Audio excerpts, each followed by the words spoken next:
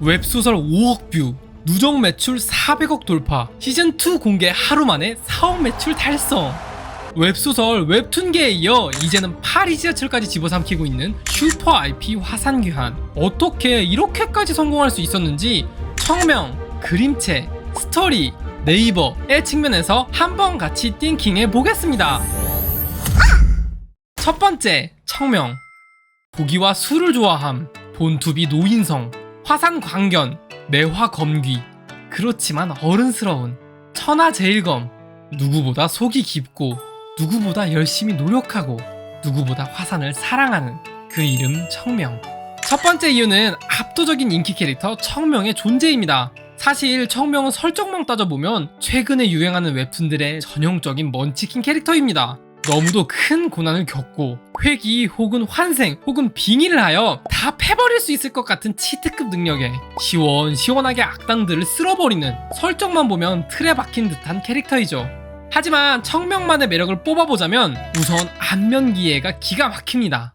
와 진짜 때리고 싶다 라는 말이 절로 나오는 작종하고 재수없는 얼굴은 이제는 청명의 트레이드 마크가 되었고, 웹툰 작가들 공인에 가장 말 안 들을 것 같은 얼굴이라고 합니다. 그리고 생각보다 굉장히 속이 깊습니다. 매번 생각 없이 막무가내로 행동하는 듯 하지만 항상 모든 일에 앞서서 누구보다도 열심히 노력하고 혼자 술을 마시면서 옛 장문인을 추억하거나 화산에 대한 일만큼은 절대 하나도 양보하지 않는 큰 자부심을 가지고 신념을 지켜나가는 모습이 우리에게 말로는 하기 어려운 벅차오르는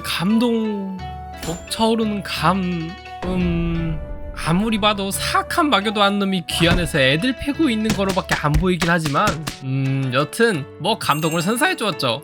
잘 모르고 무식한 사람이 신념을 가지면 무섭다 라는 말이 있듯이 청명은 무식하게 일을 해치우지만 그래도 그 속에 화산에 대한 굳은 신념이 있기 때문에 매력적이라고 생각합니다. 마지막으로 청명이는 어려 보입니다. 이게 무슨 소리야? 어려 보이면 매력적인가 할 수 있는데 왜 어린 게 중요한 매력 포인트인지 그림체와 함께 살펴보겠습니다. 두 번째, 그림체.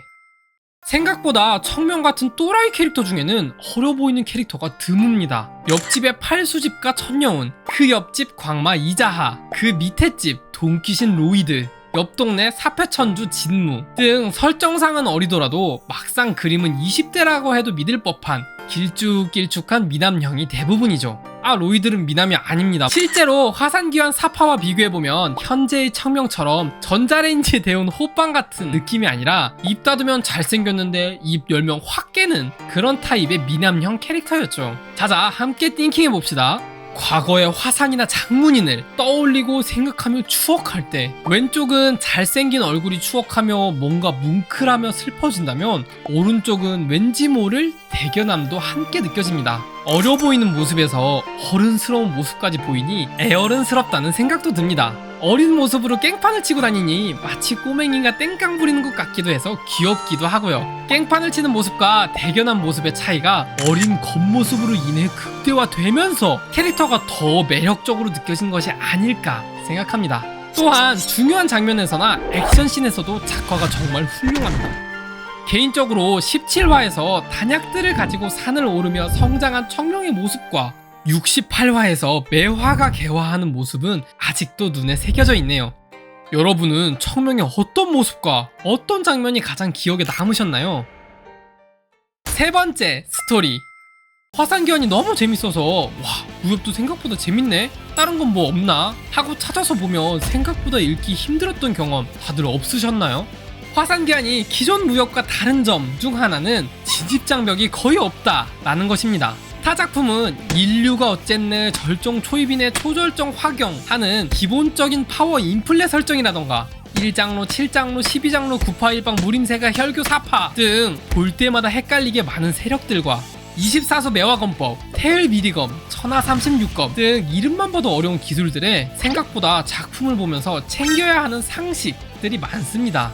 근데 화산귀환을 보면서는 등장인물들의 경지는 어떻게 되는 건지, 그래서 세력도가 어떻게 되는 건지, 얘는 어떤 권법을 쓰는 건지에 대해서 고민해 본 적은 거의 없을 겁니다. 왜냐하면 화산귀환은 경지 같은 건 필요 없이 약하네, 더 약하네, 제일 세네, 강하네, 근데 쳐 맞으래만 알면 되고, 화산, 종남, 무당 그런 건 잘 모르겠고 얘는 착한 편, 얘는 나쁜 편, 얘도 나쁜 편. 얼굴만 봐도 나쁜지 착한지 다 보이고 매화가 아니라 피어납니다. 기술명보다는 기술을 쓸 때에 청명이 어떤 감정으로 검을 휘두르는지 서사에 더 집중하게 하여 굳이 기술명을 모르더라도 액션과 스토리에서 감동을 얻을 수 있는 그런 작품이었습니다.